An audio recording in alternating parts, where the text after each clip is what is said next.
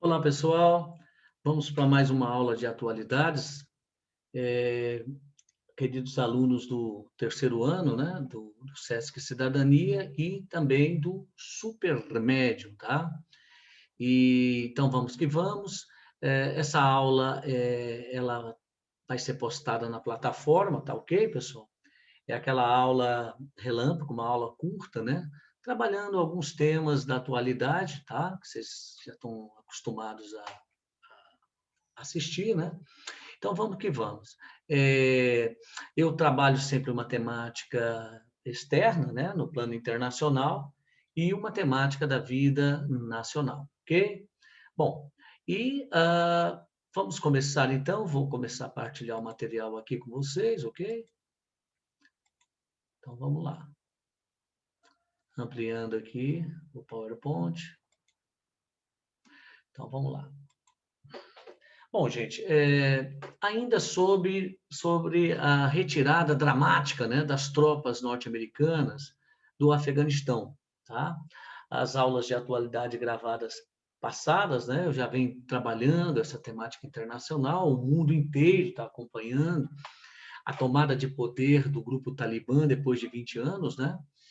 Bom, mas então, eh, essa semana aconteceram alguns fatos que nós vamos trabalhar aqui nessa aula, e levantou-se muitas críticas, né, à condução dessa retirada dos Estados Unidos do Afeganistão por parte do presidente Joe Biden, né?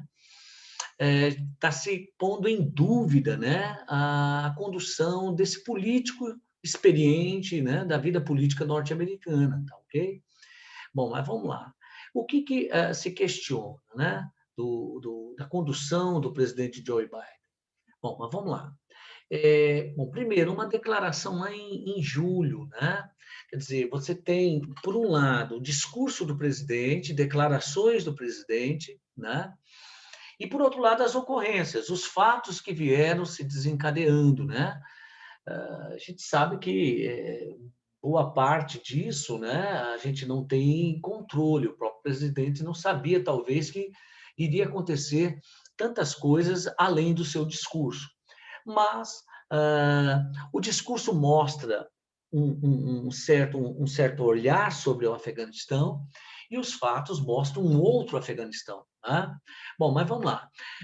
Em julho, numa entrevista coletiva, ele teria dito, né, eles, né, a agência de inteligência dos Estados Unidos, né, seria aqui a CIA norte-americana, né, a inteligência norte-americana, né, não chegaram a essa conclusão. Qual conclusão? De que o governo do Afeganistão vai colapsar.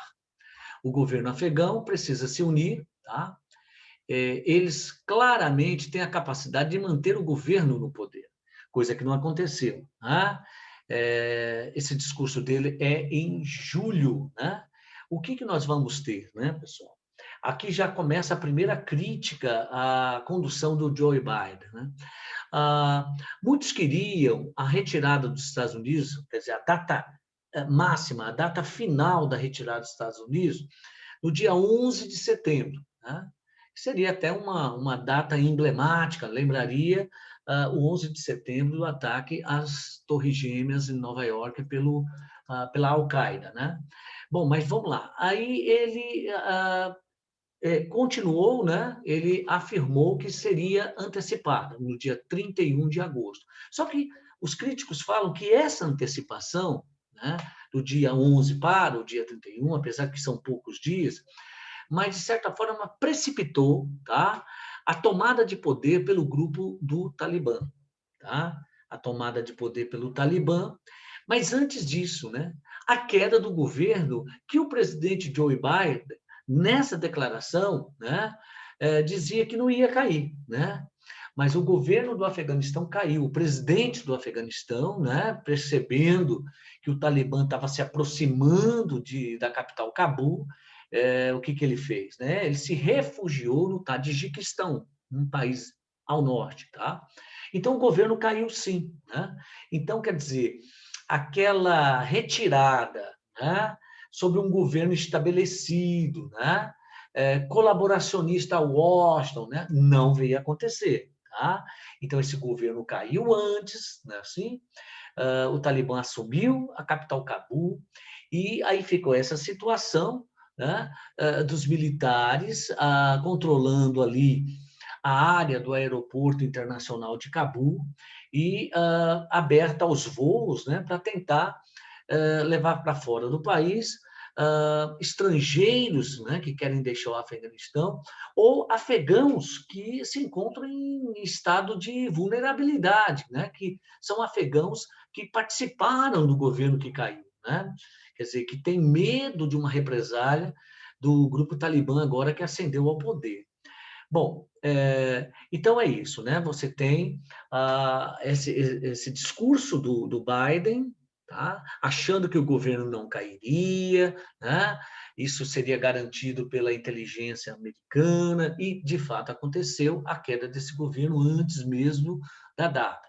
Bom, no dia 8 de julho, né, nós vamos ter o quê? O Talibã não é o exército do Vietnã. Olha o que é o pronunciamento do presidente Biden. O Talibã não é o exército do Vietnã do Norte. Eles não são remotamente comparáveis em termos de capacidade. Não vai haver nenhuma circunstância em que se veja pessoas sendo retiradas do telhado da embaixada dos Estados Unidos no Afeganistão. Não é de jeito nenhum comparável. Bom, o que o presidente Biden está dizendo aqui, pessoal, ele está revivendo um fato histórico de 1975, né? Quando da retirada dramática, né, dos militares norte-americanos de Saigon, né? É a retirada de Saigon. Hoje a cidade tem outro nome, é Ho Chi Minh, né? No Vietnã, que é o final da Guerra do Vietnã de maneira dramática para os Estados Unidos, né? Foi uma derrota dos Estados Unidos, não assumida, né? Mas foi uma derrota dos Estados Unidos, né? Então, a retirada dramática em 1975 de Saigon. E ele está falando o seguinte: olha, de longe, o Talibã não tem a mesma capacidade que tiveram, né? Os vietnamitas, o exército do Vietnã do Norte, quando invadiram Saigon, e nós tivemos que fazer a retirada precipitada, né?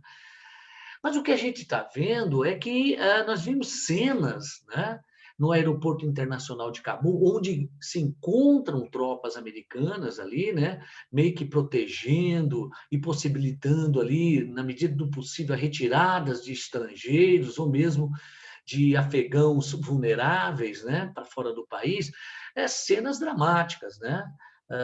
Olha aí, nós vimos um amontoado, até hoje, né, um amontoado de pessoas na porta do aeroporto, querendo, né, encontrar algum voo para se retirar, né, do país, assim.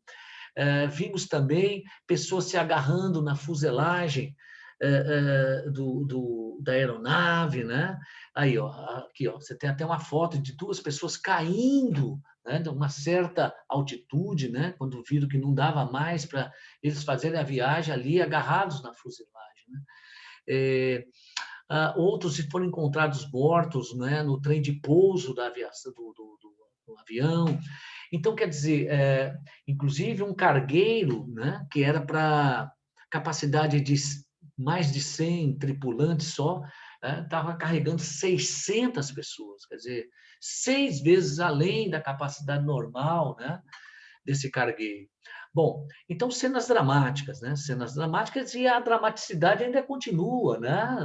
Nas portas ali do aeroporto, gente querendo sair nos voos, né? Então, quer dizer, o discurso do presidente, né, subestimando, né, o Talibã e a retirada, né, com o fato do final da Guerra do Vietnã. O que eu quero falar aqui é que são realidades opostas, né, gente? A Guerra do Vietnã foi num contexto, né, de Guerra Fria, né, de 64 até 75, né? E a retirada, a invasão ao Afeganistão e a retirada ao Afeganistão, né, são realidades em tempos diferentes. A gente tem que ter esse equilíbrio na análise, né? Mas a dramaticidade, né, aí que entra em choque com a afirmação do presidente Biden em 8 de julho, né? Quando ele fala que, olha aqui, né? Nós não vamos ver circunstância de pessoas sendo retiradas no telhado da embaixada dos Estados Unidos no Afeganistão de jeito nenhum, né? Pois é, mas as cenas dramáticas não foram em telhados da embaixada, né? Mas foram ali nos domínios ali no terreno do Aeroporto Internacional de Cabo. Bom, e aí nós vamos ter também 20 de agosto, né, ele reafirmando: protegemos o aeroporto, permitindo a retomada dos voos, né? Bom, e o que temos, né, pessoal? O seguinte, o, essa semana, o Estado Islâmico, que é de oposição ao Talibã, tá? Olha o grau de complexidade que nós temos no Afeganistão. Além do Talibã representar uma etnia dentro do Afeganistão, né, que tem tensão, que tem conflito com outras etnias, né, os tadjiques e os uzbeques, né? Além disso, desse ambiente de disputa de hegemonia entre etnias, nós temos também agora, nessa semana, o aparecimento do Estado Islâmico, né? Quer dizer, você tem uma sucursal, um braço do Estado Islâmico dentro do Afeganistão que promoveu, né, um ataque terrorista, né, no aeroporto de Cabul, né? Onde morreram, os números que chegam, 170 civis morreram nesse ataque, né? E 13 militares americanos, quer dizer, uma coisa muito séria, né? Então, o Estado Islâmico que faz oposição ao Talibã, né? Talibã esse que tomou o poder no país. Então, inclusive, o Talibã fez um protesto contra esse ataque a civis que o Estado Islâmico fez. Lembrando, vou reforçar, o Talibã e o Estado Islâmico são rivais. Tá? Como compreender isso? Nós vamos ter futuramente uma aula que eu vou mostrar essa complexidade, né? Como explicar isso se ambos são sunitas, né? O Talibã é sunita, né? Muçulmano sunita, e o Estado Islâmico também é sunita, mas vocês vão ver que são projetos políticos, né? Diferentes, muito diferentes, tá ok? Então, essa semana nós tivemos esse ataque do Estado Islâmico, com cerca de 170 civis mortos em Cabul e 13 militares norte-americanos, tá? Inclusive, né, nós vamos ter os Estados Unidos fazendo uma resposta no dia seguinte, né? Foi, se eu não me engano, no dia 27, né, que ocorreu o ataque dos Estados Unidos, das tropas americanas, dos militares americanos, com drones, tá? Numa província do Talibã, onde os Estados Unidos está anunciando que matou uma das lideranças do Estado Islâmico, né? Bom, eu esqueci de fazer aqui o último pronunciamento, onde você tem o destoamento, né? A distância entre o discurso e os fatos, né? Aqui no dia 22 de agosto, estamos mantendo vigilância, presidente Biden falando, né? Estamos mantendo vigilância constante para monitorar e interromper ameaças de qualquer autor, incluindo uma provável do Estado Islâmico, né? Que Estado Islâmico é filial afegã do grupo terrorista.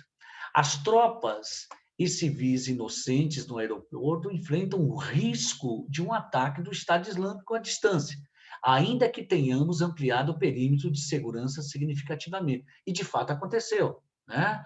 De fato, aconteceu no dia 26, né? Com o Estado Islâmico atacando, fazendo esse atentado, onde morreram 170 civis e 13 militares norte-americanos. Tranquilo?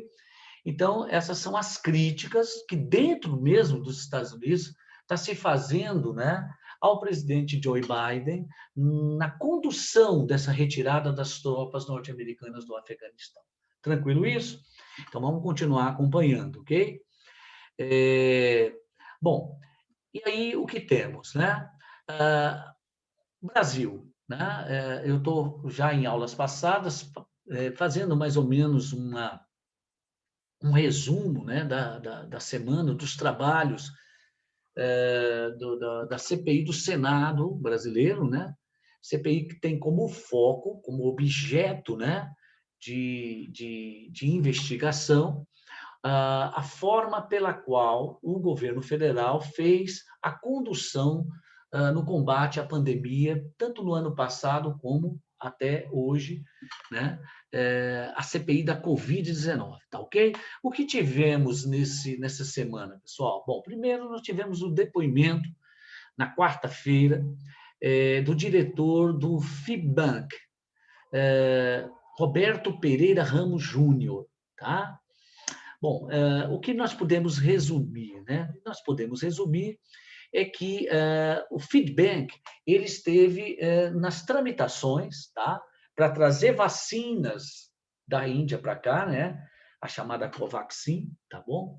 Então ele esteve, esse feedback esteve, o feedback esteve nessas negociações, na intermediação entre o Ministério da Saúde, né? E a Índia, né? A Covaxin, tá ok? Usando a empresa Precisa Medicamentos. Bom, esse diretor do Feedback, né, Roberto Pereira Ramos, bom, primeira coisa, alguns momentos do dia, né, porque foi extenso, e aí, bom, primeiro, que surpreendeu os senadores é que ele assumiu verbalmente que o Feedback não é um banco, não é um banco, ao contrário, é uma sociedade anônima, tá ok? É uma sociedade anônima. Isso impressionou os senadores porque a legislação brasileira não permite isso, né? Ou é banco ou não é banco, né?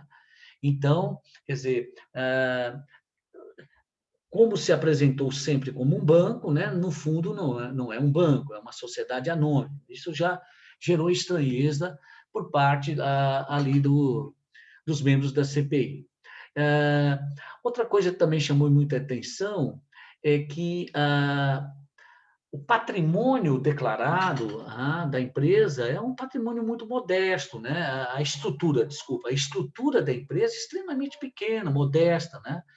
O problema é que o capital social é gigantesco, né? É uma empresa de estrutura pequena, modesta, mas de um capital social na casa dos 7,5 bilhões de reais. Quer dizer, uma coisa impressionante para uma estrutura muito pequena, né? Bom, e o fato que foi assim, chamou atenção, inclusive, os noticiários também focaram, né? Que você passa a ter, né, a presença de um trabalhador rural lá do interior do estado de Alagoas, né? Que o seu nome foi usado, né? Na abertura dessa empresa, né? Inclusive, ele gravou até um áudio, né, dizendo, olha, fiquei impossibilitado de comprar uma moto, né? Parece que ele viu que o nome dele estava comprometido quando ele quis comprar uma moto e o nome estava com algum problema, né? E aí ele foi olhar, né? Ele falou, ó, nunca assinei uma ata, né? Do feedback, né? Então, a comissão vai verificar isso, né? Como é que um trabalhador rural, lá do interior de Alagoas, tem o seu nome envolvido numa grande empresa dessa, né? Bom, esse foi o depoimento do Roberto Pereira Ramos na quarta-feira. Na quinta-feira, pessoal, nós vamos ter um ex-secretário executivo da Anvisa, José Ricardo Santana. Ele era ele ocupou o cargo, né, na executiva, na secretaria executiva da Anvisa, que era um cargo muito importante, né? Ele, coberto por um habeas corpus, né, ele praticamente não respondeu a nenhuma inquirição, nenhuma pergunta que os senadores fizeram a ele. Né? Ele sempre, olha, o uso do meu direito, né, de me calar e tal, tal, o uso do meu direito de habeas corpus, tá? Concedido pelo STF. Bom, mas o pouco que ele falou, né, pessoal, o pouco que ele falou, é, o que surpreendeu aos senadores que ele deixou esse cargo na Anvisa, tá? De secretário executivo da Anvisa, e ele migrou para o Ministério da Saúde. Né? Ele não sabia quanto que ele ganhava na Anvisa. Né? O tempo que ele ficou na Anvisa como secretário executivo, foi perguntado a ele quanto você ganhava. Ele meio que não sabia. Né? E aí os senadores meio que levantaram lá o salário de um secretário executivo da Anvisa por faixa mais ou menos de uns 30 mil reais. Quer dizer, ele deixa esse cargo na Anvisa e vai para o Ministério da Saúde, e foi perguntado para ele, qual o seu salário no Ministério da Saúde? Ele falou, nenhum. Né?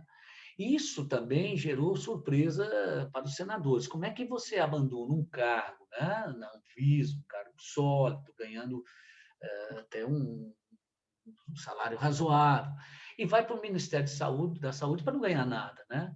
Então, gerou uma certa discussão entre os senadores, uma estranheza entre os senadores.